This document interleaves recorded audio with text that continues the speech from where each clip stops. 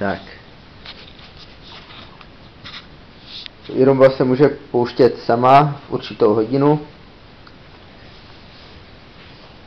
Zde jako v nastavení můžeme si nastavit který den, který třeba pondělí, že to chceme pouštět v 8 ráno a každé pondělí se to bude potom pouštět v 8 ráno. Teď je zrovna 7:30 večer. Čtvrtek, špatně nastavený je středa. Tak, já to zatím pustím pouze ručně. U předchozího vysavače jsem se setkal s problémem, že se to sekalo na koberci, tento se neseká, což je fajn. Že by to nějak extra vysávalo z psí chlupy se říct nedá, ale vysává to. A takže podíváme se, jak funguje. Tak by se to jinak zaplo automaticky.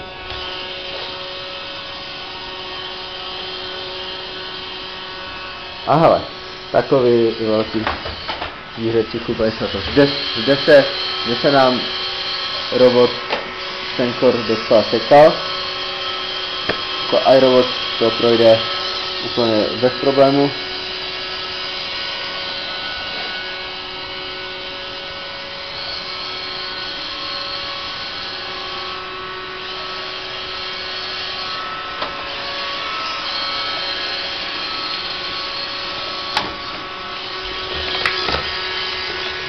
Paráda, tak jsem si to představoval.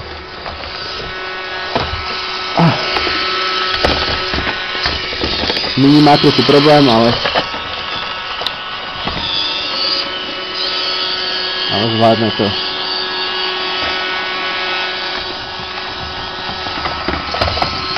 Šikovnej.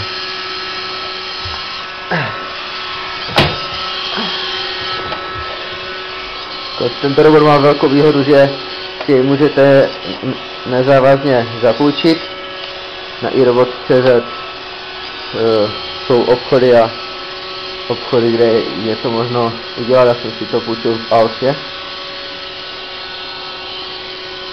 Ostatní výrobci bohužel toto nenabízejí, takže kupujete pořádíte si v obchodě, samozřejmě můžete tak maximálně vyzkoušet na pevné podlaze bez nábytku, kde to samozřejmě fungovat bude.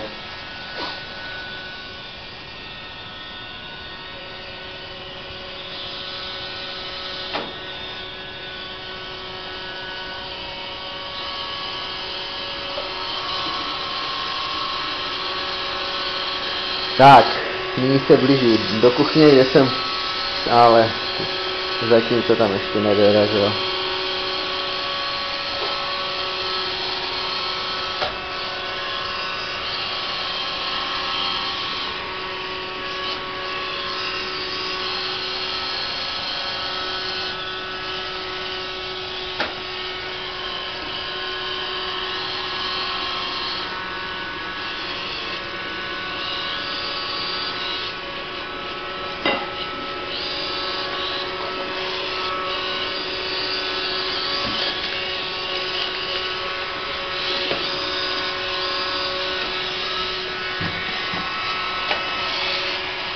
Kde se taky roboti docela sekali, jenom nemá problém.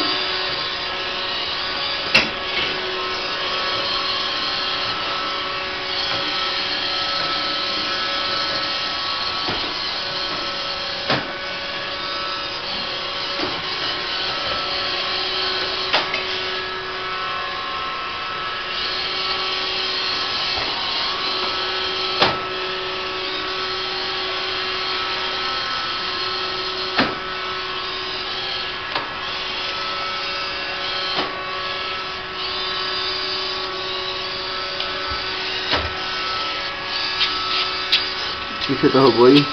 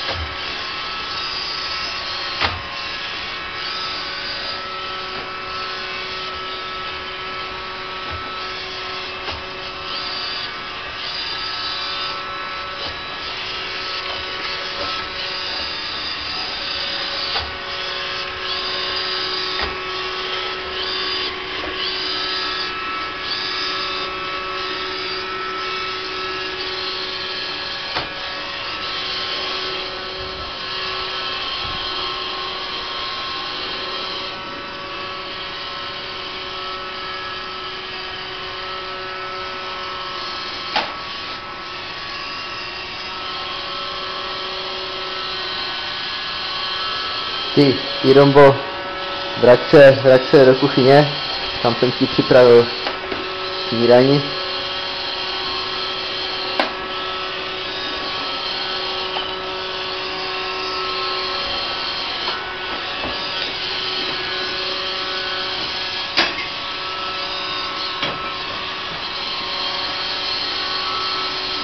Tak, poznalo to, že tu je bordel.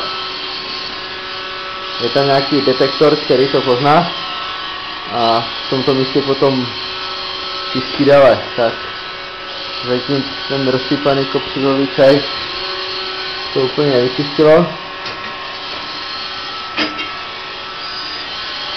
Ale očividně se to tu snaží trochu více pracovat.